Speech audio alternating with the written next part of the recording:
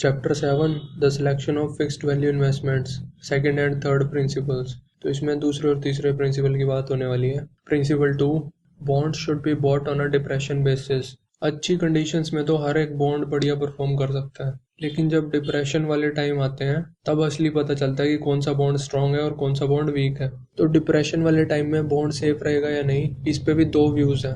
पहला यह है कैरेक्टर ऑफ इंडस्ट्री, दूसरा है अमाउंट ऑफ प्रोटेक्शन। तो कैरेक्टर ऑफ इंडस्ट्री का क्या मतलब है? मतलब कंपनी ऐसी इंडस्ट्री में है जिसके पास इम्यूनिटी है डिप्रेशन में भी, जैसे कि लाइट कंपनीज होगी, पावर कंपनीज होगी, वाटर कंपनीज होगी, टेलीफोन कंपनीज होगी। और फिर अमाउंट ऑफ प्रोटेक्शन का मतलब क्या है? अमाउंट ऑफ प्रोटेक्शन मतलब अच्छा खासा मार्जिन ऑफ सेफ्टी लेके चल रहे हो आप। मतलब मार्जिन ऑफ सेफ्टी इतना ज़्यादा है कि डिप्रेशन भी हो जाए तब भी इरोड नहीं हो पाएगा। अब बॉन्ड्स के कंटेक्स्ट में मार्जिन ऑफ सेफ्टी क्या होता है? मार्जिन ऑफ सेफ्टी का मतलब इंटरेस्ट कवरेज रेशियो की बात हो रही है। Interest coverage ratio times interest earned या फिर अर्निंग्स मल्टीपल, ये सब शब्द यूज होंगे इंटरेस्ट कवरेज रेशियो के लिए इस चैप्टर में। तो आप समझ जाना इसी की बात हो रही है। जब भी कवरेज रेशियो, सेफ्टी या ऐसा कुछ बोला जा रहा है तो इसी की बात होने वाली है। अमाउंट ऑफ प्रोटेक्शन कैसी कंपनीज के लिए चाहिए? जैसे कि स्टील कंपनी होगी, ऑटोमोबाइल कंपनी होगी, इनके लिए आपको अमाउंट ऑफ प्रोटेक्शन ज़्यादा चाहिए क्योंकि ये बहुत ज़्यादा फ्लक्चुएट करेंगी कंडीशंस के हिसाब से। तो ऑथर बोलते हैं वो कंपनीज ज़्यादा बेहतर हैं जो कि डिप्रेशन में भी बढ़िया परफॉर्म करेंगी। तो ऑथर बोलते हैं कैरेक्टर ऑफ इंडस्ट्री ज़्यादा इंपॉर्टेंट है अमाउंट ऑफ प्रोटेक्शन से, क्योंकि जो कंपनीज डिप्रेशन में भी अच्छा परफॉर्म करेंगी उनके लिए कम सेफ्टी भी चल जाएगी। क्योंकि कई बार क्या होता है, डिप्रेशन में ज़्यादा से ज़्यादा सेफ्टी भी इरोड हो जाती है। लेकिन ऑथर फिर ये भी बोलते हैं कि कोई भी इंडस्ट्री डिप्रेशन प्रूफ नहीं होती कि डिप्रेशन में कुछ होगा ही नहीं कंपनी के, बल्कि सवाल यह है कि किसको ज़्यादा फर्क पड़ेगा डिप्रेशन में, किसको कम फर्क पड़ेगा। और जितनी ज़्यादा कंपनी स्टेबल होगी उतना ही कम फिर हम प्रोटेक्शन मांग सकते हैं। मतलब जो इंटरेस्ट कवरेज रेशियो है उतनी कम में हम काम चला सकते हैं। लेकिन जितनी ज़्यादा अनस्टेबल होगी कोई कंपनी, उतना ही ज़्यादा फिर अर्निंग्स मल्टीपल मांगेंगे हम उससे, ताकि अच्छा खासा मार्जिन ऑफ सेफ्टी मिल जाए।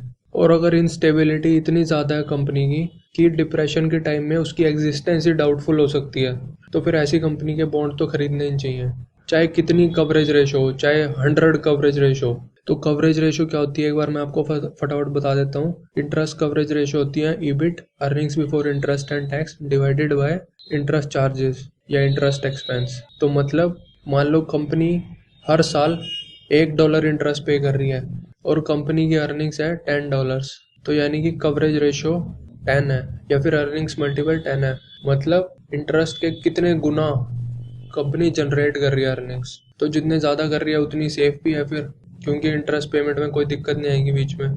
इस पे पूरी डिटेल के लिए आप सर्च कर लेना और अच्छे से इसको समझ लेना, क्योंकि इस पूरे पार्ट में इसी पे बातें होने वाली हैं। तो अब एक बार वापस आ जाओ कैरेक्टर ऑफ इंडस्ट्री पे। तो 3 तरह से क्लासीफाई की जाती हैं companies: public utilities, rail roads और इंडस्ट्रियल्स। तो ये अलग अलग क्यों है? ये इसलिए हैं क्योंकि इन तीनों की अलग अलग स्टेबिलिटी है। पब्लिक यूटिलिटी ज़्यादा स्टेबल है, रेल रोड उससे थोड़ा कम स्टेबल है, इंडस्ट्रियल सबसे कम स्टेबल है। और इसीलिए ही इन तीनों में अलग अलग कवरेज रेशो चाहिएगी। जो मिनिमम रिक्वायर्ड कवरेज रेशो होगी वो अलग अलग होगी इनमें। जैसे पब्लिक यूटिलिटीज ज़्यादा स्टेबल है तो इसमें कम में भी काम चल जाएगा, रेल रोड्स की थोड़ी ज़्यादा चाहिएगी, और इंडस्ट्रियल काफ़ी अनस्टेबल होती हैं तो इनमें बहुत ज़्यादा चाहिएगी। तो फिर ऑथर बात करते हैं कि इन इंडस्ट्रीज़ में डिप्रेशन के टाइम में क्यों बॉन्ड्स कलैप्स करते हैं या किन कंपनीज के बॉन्ड कलैप्स करे थे। तो पहले पब्लिक यूटिलिटीज़ की बात करते हैं। तो पब्लिक यूटिलिटी कंपनीज अपनी इंटरेस्ट पेमेंट्स पे इसलिए नहीं डिफॉल्ट करी थी कि उनकी अर्निंग्स गिर गई थी, बल्कि इसलिए की थी क्योंकि उन्होंने डेट बहुत ज़्यादा इशू किया हुआ था, इंटरेस्ट चार्जेस ज़्यादा थे, उनकी कवरेज रेशो बहुत कम थी, इसलिए फेल हुई थी वो, कि थोड़ी सी फ्लक्चुएशन भी सहन नहीं कर पाई वो। जो कंपनीज सही से कैपिटलाइज थी, मतलब ज़्यादा डेट नहीं था जिनके पास, तो उनकी कवरेज रेशो भी ज़्यादा थी इनसे, तो वो ज़्यादा अच्छा परफॉर्म कर पाई थी डिप्रेशन के टाइम में। तो रेल रोड्स में क्या हुआ था? रेल रोड्स में अर्निंग्स में फ़र्क पड़ा था और मार्जिन ऑफ सेफ्टी था जो, वो इनसफिशिएंट हो गया था डिप्रेशन के टाइम में। तो ऑथर बोलते हैं कि लोगों को ये पहले से ही ऑब्जर्व कर लेना चाहिए था कि जैसे कंट्री ग्रो कर रही थी उस टाइम में 1920s में, लेकिन रेल रोड्स अपनी अर्निंग्स नहीं बढ़ा पा रहे थे, तो ये साफ साइन है कि इंडस्ट्री वीक हो गई है। और फिर इसी रीज़न की वजह से इन्वेस्टर्स को अपनी मार्जिन ऑफ सेफ्टी की मिनिमम रिक्वायरमेंट बढ़ा देनी चाहिए थी रेल रोड के केस में। वो वही पुराने वाली मिनिमम रिक्वायरमेंट लेके चल रहे थे, इतनी कवरेज रेशो बहुत है, तो फिर वो बहुत बहुत नहीं थी एक्चुअली। ये डिप्रेशन के टाइम में पता चला फिर उन्हें। फिर आ जाओ अब इंडस्ट्रियल्स पे। इंडस्ट्रियल्स में क्या होता है कि अर्निंग्स ही सडनली डिसअपियर हो जाती हैं कंपनीज की डिप्रेशन वाले टाइम पे, या फिर इस बात पे भी सवाल उठ जाता है कि बिजनेस सरवाइव भी कर पाएगा क्या नहीं कर पाएगा। इसमें ऑथर बोलता है कि कितना ही मार्जिन ऑफ सेफ्टी हो अच्छे टाइम्स में, चाहे मार्जिन ऑफ सेफ्टी 50 हो कितना ही हो, लेकिन जब डिप्रेशन वाले टाइम में कंपनी को अगर ऑपरेटिंग लॉसेस होने शुरू हो जाते हैं ना, तो वो सारा ही रोड हो जाता है। और फिर ऑथर ने ये भी ऑब्जर्व किया है कि जो लार्ज साइज कंपनीज होती हैं वो ज़्यादा बेहतर डील कर पाती हैं डिप्रेशन वाले टाइम में स्मॉल कंपनी से। स्मॉल और मिड साइज कंपनीज बहुत ही बेकार परफॉर्म करती हैं और शायद वो एग्जिस्ट भी ना करें ऐसे टाइम्स में। तो लार्ज कंपनीज बेहतर हैं, ये बोलना चाह रहे हैं ऑथर ऐसे टाइम्स में। सिर्फ इंडस्ट्रियल वाली इंडस्ट्री की बात हो रही है। तो अब यहाँ पे दिक्कत यह है कि लार्ज साइज वाली कंपनीज इतनी ज़्यादा होती नहीं, और फिर उनका डेट आउटस्टैंडिंग भी इतना ज़्यादा नहीं होता, क्योंकि वो अपने बॉन्ड्स को रिटायर करके रफा दफा कर देते हैं। लेकिन इसका मतलब ये नहीं है कि अगर आपको अच्छी कंपनीज नहीं मिल रही तो आप बेकार के बॉन्ड्स खरीद के बैठ जाओ। तो अब सोसाइटी बोलेगी कि भाई जो फिर सेकेंडरी कंपनीज हैं उनकी फाइनेंसिंग कैसे होगी, अगर आप लार्ज कंपनीज के बॉन्ड्स ही खरीदोगे तो फिर इन्वेस्टमेंट बैंकिंग एक्टिविटीज़ पे और स्मॉल और मिड साइज कंपनीज की फाइनेंसिंग में फ़र्क पड़ेगा। तो ऑथर बोलते हैं कि हमने उनकी ठेकेदारी नहीं ले रखी, हम अपनी कैपिटल सेक्रीफाइस करके उनकी फाइनेंसिंग कर देंगे। तो ऐसी कंपनीज की securities fixed value type investments में नहीं आएंगी। तो अगर उन्हें फाइनेंसिंग चाहिए तो हमें भी उन्हें बदले में अच्छा खासा चांस देना चाहिए कि प्रिंसिपल प्रॉफिट भी हो सके, अगर हमें प्रिंसिपल लॉस के रिस्क है तो बॉन्ड फाइनेंसिंग को लेके लोगों के व्यूज़ क्या हैं? लोगों के व्यूज़ ये हैं, पहला तो यह है कि बॉन्ड इशू होते हैं ना जो, उनको वीकनेस माना जाता है कंपनी की फाइनेंशियल पोजीशन में, कि इसीलिए इशू होते हैं बॉन्ड्स कि कंपनी वीक है। और दूसरा ये कि भाई कंपनी स्टॉक इशू नहीं कर पाई इसलिए वो बॉन्ड इशू कर रही है। ये जनरली एक्सेप्टेड व्यूज़ हैं लोगों के। तो इससे ये इम्प्लाई हो रहा है कि सिर्फ वीक कंपनीज को ही बॉन्ड इशू करने चाहिए, या फिर सिर्फ वीक कंपनीज ही बॉन्ड इशू करती हैं, कि ऑब्वियस सी बात है। तो ऑथर बोलते हैं कि अगर ऐसा है कि वीक कंपनीज ही बॉन्ड्स इशू करती हैं तो फिर बॉन्ड्स खरीदने ही नहीं चाहिए। फिर ऑथर अपने व्यूज़ बताते हैं कि बॉन्ड फाइनेंसिंग का क्या मतलब होता है, क्यों बॉन्ड फाइनेंसिंग होती है। तो अगर बिजनेस प्रॉफिटेबल है तो बॉन्ड इशू करके कंपनी का फ़ायदा ही होगा, क्योंकि उन्हें सिर्फ एक फिक्स्ड अमाउंट देनी है उन्हें बॉन्ड होल्डर्स को, और प्रॉफिट सारा वो खाएंगे फिर, नहीं तो प्रॉफिट में भी शेयर होगा उनका अगर वो स्टॉक होल्डर होंगे। तो बॉन्ड्स इशू करने का ये फ़ायदा है कि सस्ते में आपको कैपिटल मिल रही है। अब मान लो लोन 2-3% में मिल जाए मुझे और मैं उसका 20-25% कर दूं, तो मैं तो तैयार हूँ लोन लेने के लिए, मुझे कोई दिक्कत ही नहीं है। तो ऐसे ही कंपनीज का भी है, कंपनीज को बॉन्ड्स तो मिल गए 4-5% में या 6% में, और वो उसका 25% बना रही हैं। फिर ऑथर कुछ अनसाउंड प्रैक्टिसेस की बात करते हैं जो कि इंडस्ट्री में फॉलो होती हैं। तो रेल रोड कंपनी ज़्यादातर बॉन्ड इशू इसलिए करती हैं क्योंकि उनकी अर्निंग्स पुअर होती हैं, स्टॉक सेल्स इम्प्रैक्टिकेबल हो जाती है उनकी वजह से। तो ऐसी बॉन्ड परचेज ऑथर एडवाइस नहीं करते अगर ऐसा है तो।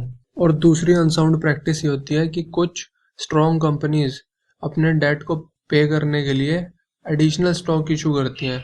तो मैनेजमेंट की प्रॉब्लम्स तो होगी सिंप्लीफाई, लेकिन शेयर होल्डर्स की प्रॉब्लम्स तो बढ़ेगी, उनकी तो डाइल्यूशन होगी ना, तुमने तो पीछा छुड़वा लिया डेट से। तो इस प्रिंसिपल से हमें दो चीज़ें सीखने को मिली। पहली तो यह कि अगर अच्छी कंपनीज के बॉन्ड्स नहीं मिल रहे हैं तो हमें बेकार कंपनीज के बॉन्ड्स नहीं खरीदने चाहिए। ये कोई रीज़न नहीं है बेकार बॉन्ड्स खरीदने का, कुछ भी मत खरीदो फिर अगर अच्छे अवेलेबल नहीं है तो। और दूसरा ये कि इंडस्ट्रियल सेगमेंट में सिर्फ उन कंपनीज के बॉन्ड्स खरीदो जिनका डोमिनेंट साइज हो और जिनका अच्छा खासा मार्जिन ऑफ सेफ्टी हो, मतलब जिनका अर्निंग्स मल्टीपल काफ़ी हाई हो। अब आ जाओ प्रिंसिपल 3 पे, unsound to sacrifice safety for yield. मतलब अगर किसी कंपनी के बॉन्ड्स हैं और उन पे आपको प्रिंसिपल लॉस होने की रिस्क है, लेकिन कंपनी आपको हाई कूपन रेट दे रही है कि मैं आपको हाई यील्ड दे दूंगी लेकिन आपको प्रिंसिपल लॉस भी हो सकता है, तो ऐसे बॉन्ड्स खरीदना अच्छा आइडिया नहीं है। वो क्यों नहीं है? क्योंकि रिस्क और यील्ड के बीच में कोई रिलेशन नहीं है। वो इसलिए नहीं है क्योंकि जो रिस्क होती है ना लॉस की, वो इनडेफिनेट होती है और वो कोई प्रिडिक्ट नहीं कर सकता कब होगी या क्या होगी, और पास्ट देख के भी आगे नहीं बता सकते आपकी क्या कैसे लॉस हो जाएगा। जैसे जो इंश्योरेंस होता है ना, लाइफ इंश्योरेंस, फायर इंश्योरेंस, उसमें तो पुराना डाटा देख के, लोगों का मोर्टेलिटी रेट देख के, तो उससे एक्चुरियल कंप्यूटेशंस करके उससे हम निकाल सकते हैं रिलेशन रिस्क और यील्ड के बीच में। लेकिन इसमें नहीं निकाल सकते क्योंकि जो लॉसेस होते हैं ना वो यूनिफॉर्मली डिस्ट्रीब्यूटेड नहीं होते। एकदम कॉन्सेंट्रेटेड होते हैं पर्टिकुलर इंटरवल्स पे, जैसे डिप्रेशन में सबको लॉस हो गया। और ऑथर बोलते हैं कि प्रिंसिपल लॉस के रिस्क को एक्सेप्ट करना हाई कूपन रेट के बदले में खुद को इंश्योरेंस कंपनी बनाने के बराबर है। वो कैसे? इंश्योरेंस कंपनी में क्या होता है, आप प्रीमियम पे करते हो कि अगर आपको कोई लॉस हो गया, लाइफ का लॉस हो गया, आग लग गई घर में, तो आपको एक पेमेंट होगी दूसरी साइड से, उसको आप एक तरह से प्रिंसिपल लगा दो, क्योंकि उसी पे प्रीमियम पे करते हो ना आप। ठीक है, तो अगर लॉस का इवेंट हो गया तो आपको पैसे मिलेंगे। लेकिन इसमें क्या हो रहा है, अब आप खुद वो बने हुए हो इंश्योरेंस कंपनी, आपको प्रीमियम पे कर रही है कंपनी रिस्क की बॉन्ड्स पे। कंपनी ने आपसे प्रिंसिपल पहले ही ले लिया और फिर उसके बाद आपको प्रीमियम दे रही है कंपनी हर 6-6 महीने बाद, कि अगर लॉस हो गया तो अपना पैसा भूल जाइए। तो उधर बोलते हैं कि अच्छा आइडिया नहीं है, क्योंकि जो इंडिविजुअल है वो इंश्योरेंस कंपनी की तरह अपने रिस्क को डिस्ट्रीब्यूट नहीं कर सकता। और अगर डिस्ट्रीब्यूट कर भी दे, तब भी जब कलैप्स होगा तो पूरा ही होगा, डिप्रेशन में सब एकदम जाते हैं। तो इसलिए ये अच्छा आइडिया नहीं है। फिर ऑथर बोलते हैं कि अगर प्रिंसिपल लॉस की रिस्क लेनी पड़ रही है आपको, तो उसे हाई कूपन रेट से ऑफसेट नहीं कर सकते, बल्कि उसे उसे ऑफसेट करने के लिए आपको अच्छा खासा चांस मिलना चाहिए कि उस प्रिंसिपल का प्रॉफिट भी हो सके। जैसे ये एग्जांपल लेते हैं कि अगर आप बॉन्ड्स खरीद रहे हैं तो पार वैल्यू से बहुत बड़े डिस्काउंट पे खरीद रहे हैं, तो उसमें प्रॉफिट की पॉसिबिलिटी भी है, अगर लॉस की पॉसिबिलिटी भी है, तो दोनों का अच्छा खासा चांस है। या फिर आप ऐसा बॉन्ड खरीद रहे हैं जिसमें कोई कन्वर्जन प्रिविलेज है, मतलब स्टॉक में कन्वर्ट हो सकता है वो फ्यूचर में, तो इसमें भी प्रॉफिट की पॉसिबिलिटी भी है। जैसे कि एक देसी से एग्जांपल ले लेते हैं, आपने कहीं पे भी पैसे इन्वेस्ट किया, 1 लाख रुपए आपने कहीं पे भी इन्वेस्ट किया, तो अगर आपको रिस्क है कि आपका वो 1 लाख रुपए जीरो हो सकता है, तो ये पॉसिबिलिटी भी अच्छी खासी होनी चाहिए कि वो 1 लाख 10 लाख भी बन सकता है, तभी फायदा है, नहीं तो कोई फायदा नहीं है। फिर ऑथर बात करते हैं कि बॉन्ड सिलेक्शन करते वक्त लोग कैसे करते हैं और कैसे करनी चाहिए। लोग कैसे करते हैं, ऊपर से स्टार्ट करते हैं, फर्स्ट लियन बॉन्ड्स देखते हैं जो सबसे सीनियर होते हैं, मैक्सिमम सेफ्टी और लोएस्ट यील्ड, वो सोचते हैं कि ये दो सबसे सेफ हैं। उसके बाद अब मैं देखता हूँ कि कितनी रिस्क मैं इससे एक्स्ट्रा ले सकता हूँ यील्ड बढ़ाने के लिए अपनी। तो ये सही तरीका नहीं है, क्योंकि फर्स्ट लियन को आप सेफ मान रहे हो। वो क्यों मान रहे हो भाई? तो ऑथर बोलते हैं सही तरीका ये है कि कंपनी को मिनिमम स्टैंडर्ड सेफ्टी के जो है वो सेटिस्फाई करने चाहिए। उसी के बाद फर्दर कंसिडरेशन करेंगे हम, उसके बाद उनमें से देखेंगे कौन सा लेना है कौन सा नहीं लेना। अगर लोएस्ट सीनियोरिटी वाला मतलब हाईएस्ट यील्ड वाला बॉन्ड ही सिक्योर नहीं है, मिनिमम रिक्वायरमेंट पूरी नहीं कर रहा, तो फिर आगे देखने की जरूरत ही नहीं है। तो उस कंपनी की bond investment as a fixed value type आप डिस्क्वालीफाई कर दो। उल्टे स्टार्ट होना है आपको नीचे से। आपको देखना है कि ओवरऑल जो कंपनी का डेट है वो मिनिमम रिक्वायरमेंट पूरी कर रहा है कि नहीं। अगर वो कर रहा है फिर आपको ऊपर जाना है कि अगर मुझे एडिशनल सेफ्टी चाहिए तो मुझे थोड़ी सी यील्ड सेक्रीफाइस करनी पड़ेगी, या फिर और ज़्यादा सेफ्टी चाहिए मुझे तो फिर और कम यील्ड करनी पड़ेगी। तो ऐसे करना चाहिए हमें, ना कि जैसे पहले बात की है। धन्यवाद।